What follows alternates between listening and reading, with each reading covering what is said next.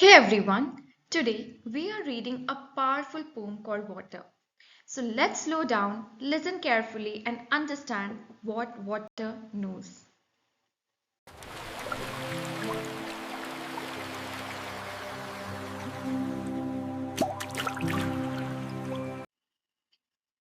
Just as the water knows. So the poet is telling, just like in the way water knows, water already knows the ground's incline. Water knows that which direction it has to flow.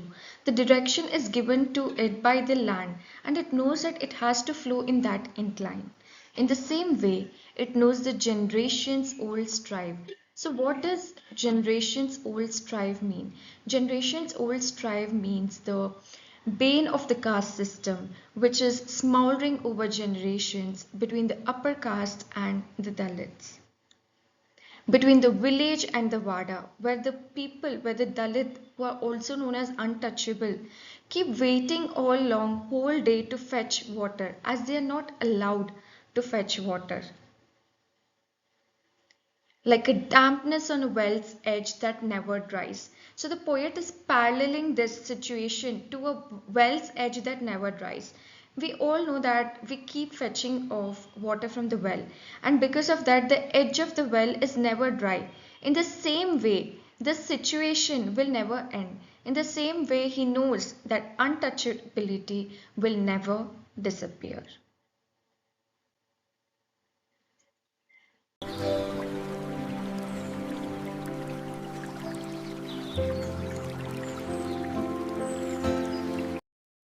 The water knows everything.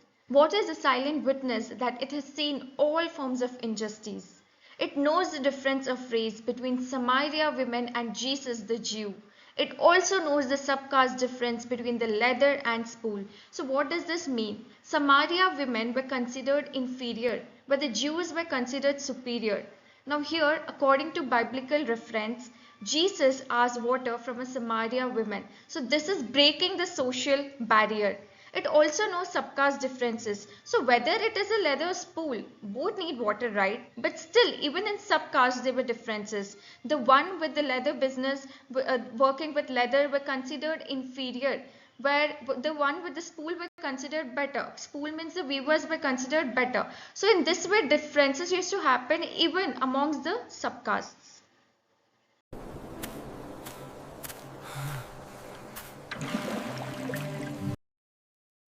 It knows the agony of the Panchama. Panchama means the Dalit, and agony is the pain and suffering faced by the Dalits, who not having the right to draw pot of water. We saw in the previous video how the man was waiting with pain and suffering. Why was he waiting? Because he is not allowed to draw water from the well.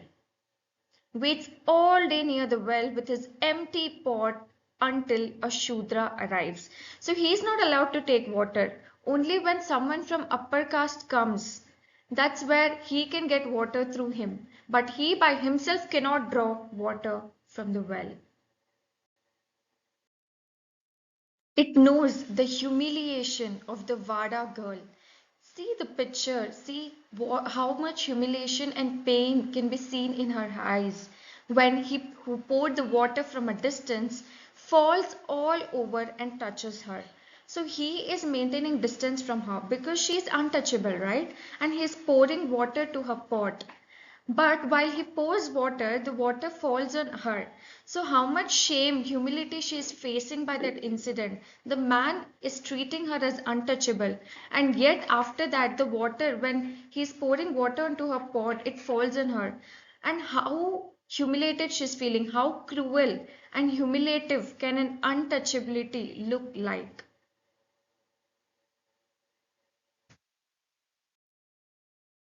It knows the righteous rage. So water is telling that it knows the rightful rage of Karmachedu Suvartama, who opposed the Kamma landlord. She opposed the Kamma landlord with her water pot. Water pot now acts as a symbol of protest. But why did she do that? Because when they asked her why she polluted the land, she was resistant against it and bravely stood against the discrimination.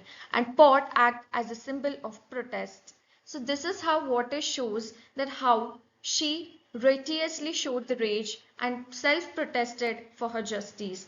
The poet uses water as metaphor to show how caste discrimination, humiliation and resistance have existed for generations and how water silently witnessed both oppression and courage. When I see water, I remember how my Vada, which would thirst all day for a glass of water. The poet speaks and reminisces about her painful experiences. The speaker says that whenever she sees water, she recalls that people in her part of village would be suffering from severe thirst all day, not being able to get even a glass of water. Look at us, where we can't stay without water even for a second, and where the people of her village were deprived of water would remain thirsty all day for just one glass of water.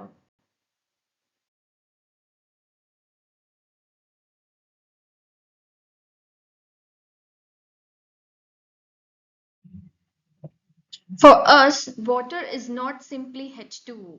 For us, water is a mighty movement. It's a Mahad struggle at the Chadar tank. A single drop of water embodies tears shed over several generations.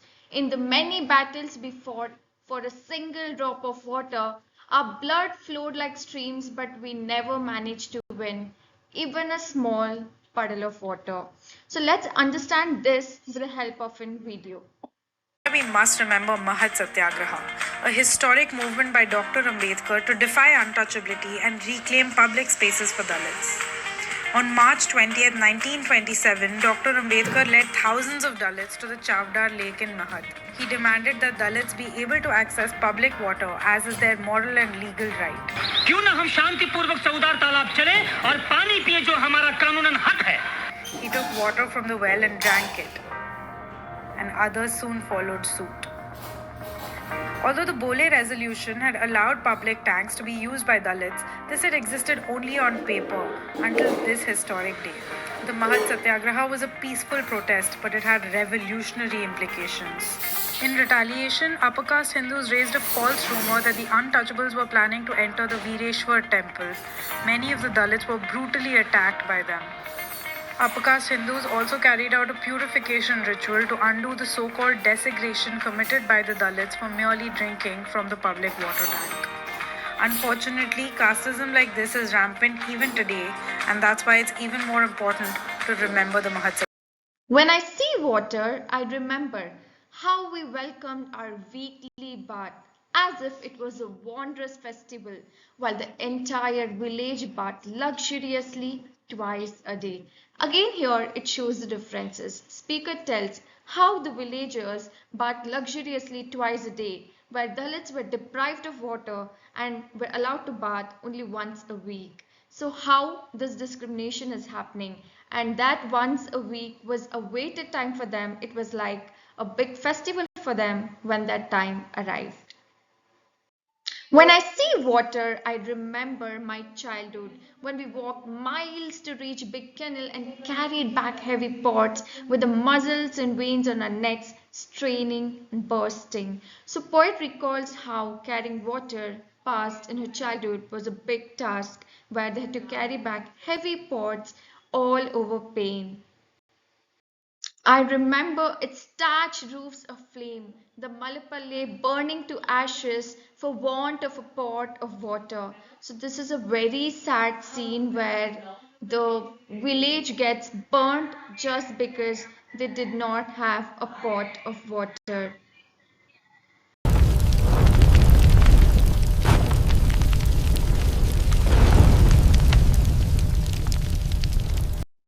Water is not a simple thing.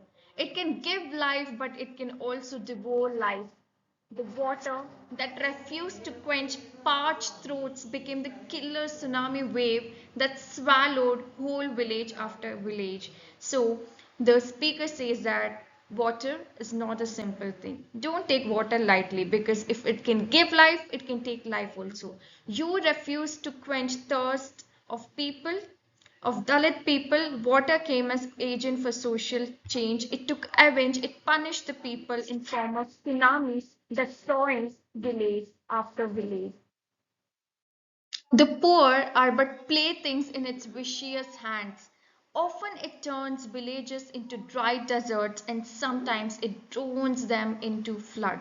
So speaker tries to tell that water spares no one and poor are the playthings because they are helpless. Whether it is drought or flood, water takes them all away and they become helpless. Between the village and the Vada, between one state and another, this water can ignite many struggles and strife. It can make blood run in streams, but it can also sit innocently in a Bisleri bottle. So beautifully, the poet explains that how a water which can cause sufferings and pain between a village and Vada, one state and another state, which can cause bloodshed and fights, can sit such innocently in a bottle. Look at this bottle itself. The water is sitting so innocently as if it's done nothing. So this is a poet's way of expressing water's role. This water from a village well that forces us to do many a circus feat now slowly surreptitiously dances its way into a Pepsi Man's bottle. With its new name mineral water it takes to the skies, it raises a storm. So beautifully the poet says how water which was once fetched well carried on our heads on pot is now become commercialized. How people sell the same water in a commercialized way, naming it as mineral water, and how it dances its way to a Pepsi Man's bottle. So it's showing how again here inequality is happening. Whatever it's a basic right is now commercialized by entrepreneurs and the sufferers, yet the villagers still remain the sufferers. Now, water is no mean matter. It's a multinational market commodity. So now the speaker questions ridiculously to people that what happened to your social restriction now? You were not allowing Dalit to touch water. Where is that restriction now? It's already become a multinational market commodity. She seems to mock them by asking such questions. As they say, water is omniscient. It contains the world. So speaker is telling that water is omniscient means water knows everything. Now she challenges everyone. Now deprive people of water. Can you do that? She challenges them because water now has no boundaries. It never had, but yet now it has no boundaries even in terms of reaching to Dalits. So this was the end of poem Water. This is a very beautiful poem telling us a very much significant and importance of water, and it's very important that we all preserve water, save it for our future and for future generations. So that's it until this session. Meet you all for the next session.